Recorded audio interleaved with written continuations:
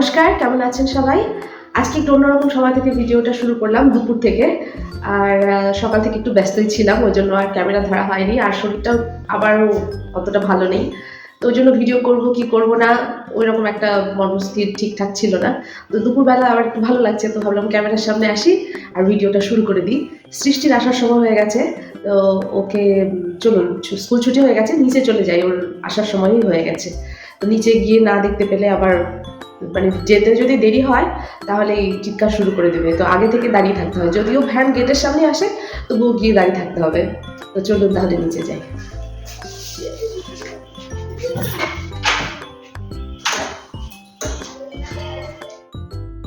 আর এই যে চলে আসলো ওর সব থেকে বোরিং জায়গা থেকে চলে আসলো। স্কুলটা এখনো ওর কাছে যে বোরিং, তো এটা যে কবে ঠিক হবে। আর এই দেখুন, এক পায়ে চটি পড়েছে আর একটা চটি হাতের মধ্যে। বড়টা বাবার আর ছোটটা দোলা লাগবে। দোলা তোমারটা কই? বড়টা বড় কোনটা? এই দুটোর মধ্যে তোমারটা কোনটা? বাড়িতে আসলো আর শুরু হয়ে গেল ওর বকর বকর। ওর বাবার সঙ্গেই বেশি বকবক করে আর ঝগড়াটাও করে। ওর বাবা আর মেয়েতে খুব ঝগড়া লাগে, রাগারাগি ঝগড়াঝাটি সব কিছু চলতে থাকে। আর নন স্টপ তো বকবক করতেই থাকে। আজকের ভিডিওতে কাজকর্মের সঙ্গে সঙ্গে আমি কিছু কথাও বলতে চাই আপনাদের সঙ্গে। সেটা হচ্ছে, আমরা বিভিন্ন রকম পরিস্থিতিতে কেউ না কেউ কোনো না কোনোভাবে অপমানিত বোধ করি, হয়তোবা সেটা বাড়ির মধ্যেও হতে পারে বা বাড়ির বাইরের মানুষের ক্ষেত্রেও হতে পারে।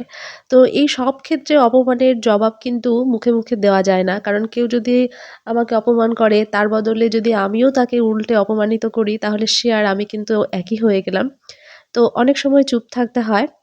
এখানে দেখুন, আমি কিছুটা চাল ভিজিয়ে রেখেছিলাম, আবারও আতপ চাল। তো আবার আজকে কিছুটা পাটিসাপটা করব, ওই জন্য অল্প অল্প করে ভেজাই, অল্প অল্প করে গুঁড়ো করি। আর ভাজা খাওয়ার জন্য তো চালের গুঁড়ো আমার এক্সট্রা রাখা আছে। তো পিঠে করব বলে অল্প কিছু ভিজিয়ে রেখেছিলাম। তো যেটা বলছিলাম যে অপমানের জবাব কিন্তু আপনি অন্যকে অপমান করে যদি দেন তাহলে সেটা আমাদের নিচু মানসিকতারই পরিচয় দেবে। আর আমি বলব যে কেউ যদি আপনাকে অপমানিত অপমানিত বোধ করায় বা কোনো কারণে আপনাকে ছোট দেখায়, তাহলে সেক্ষেত্রে আপনি জবাবটা দেওয়ার জন্য নিজেকে প্রস্তুত রাখুন। সেই জবাবটা কি ধরনের হবে সেটা আপনার কাজের ফলের মাধ্যমে প্রকাশ পাবে। মানে ডাইরেক্ট তাকে মুখে আপনাকে কিছু বলতে হবে না। আপনি নিজে সেই জায়গায় নিজেকে এমনভাবে প্রতিষ্ঠিত করুন যার মধ্যে দিয়ে সে বুঝতে পারবে যে না, সে যেটা বলেছে বা সে যেটা আমার সঙ্গে করেছে তার সেটা ভুল হয়েছে। তার জন্য নিজেকে যোগ্য তৈরি করা দরকার। কোনো কিছুর জন্য যদি আপনি যোগ্য হন, দেখবেন যে লোকে আপনাকে আর ঐরকমভাবে অপমানিত করতে পারছে না। লোকে এই সুযোগটা পায় কেন বলুন তো? আমরা ওই সুযোগটা তৈরি করে দিই। আমরা নিজেরাই মনে করি যে আমাদের মধ্যে বুঝি কনফিডেন্স নেই বা আমরা পারবো না। এই ধরনের নেগেটিভ থিংকিং গুলো আমাদের মধ্যে আছে জন্যই লোকে আরো সাহস পায় যে মুখের উপরে আমাদের উপরে কিছু বলার বা আমাদেরকে ছোট প্রমাণ করার। তো সেই জায়গাটায় নিজেকে যেকোনোভাবেই হোক এস্টাবলিশ করাটা খুব দরকার।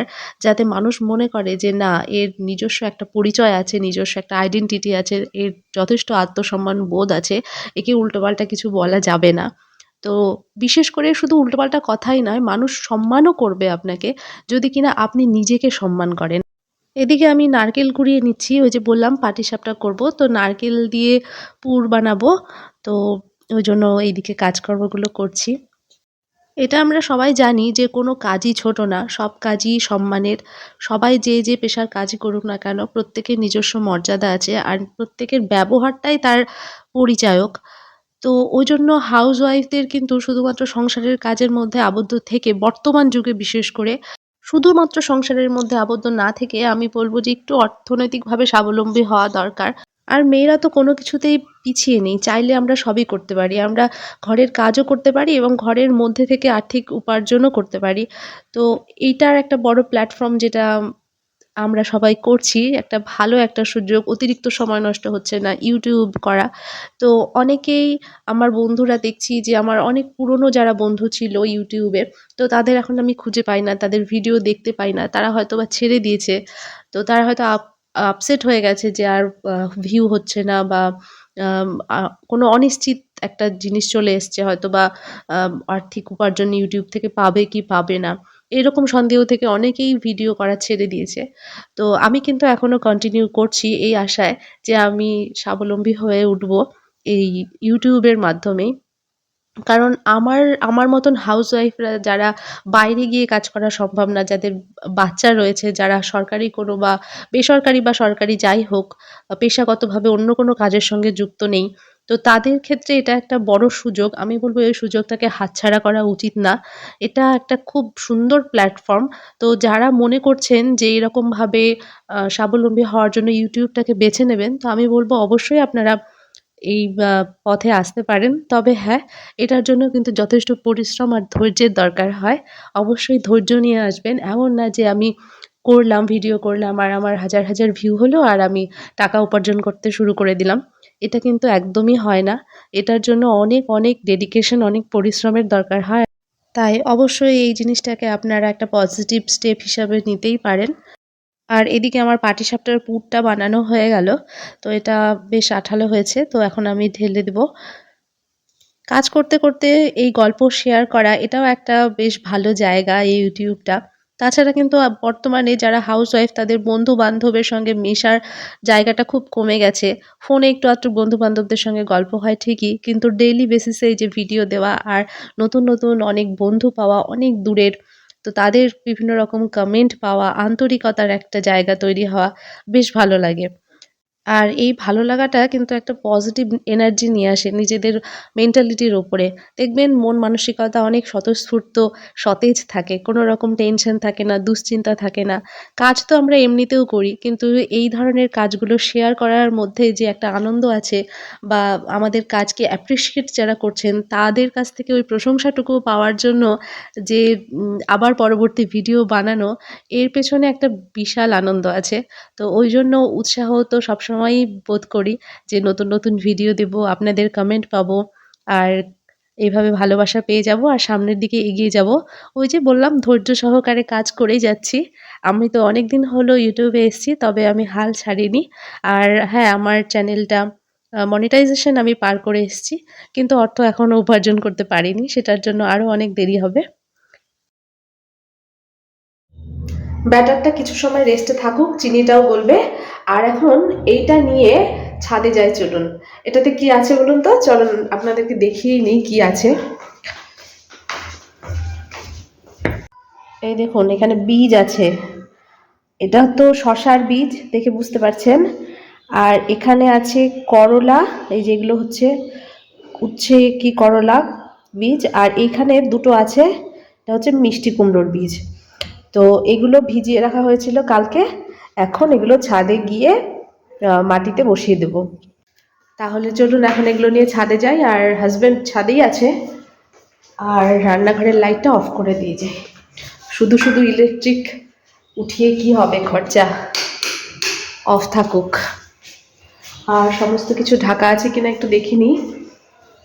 হ্যাঁ, এটা দেখে নিই। ব্যাস কমপ্লিট। এখন চলুন, বিকেল এখন 4:45 বাজে। তো এখন দিনটা কিন্তু একটু বড় হয়েছে, তাই না? আগে 5:30টার দিকে সন্ধ্যা লেগে যেত, এখন 6টার সময় সন্ধে হয়। তো চলুন ছাদে গিয়ে তারপরে তাহলে কথা বলি। ছাদে যে আমার হাজব্যান্ড গাছগুলোতে জল দিচ্ছে।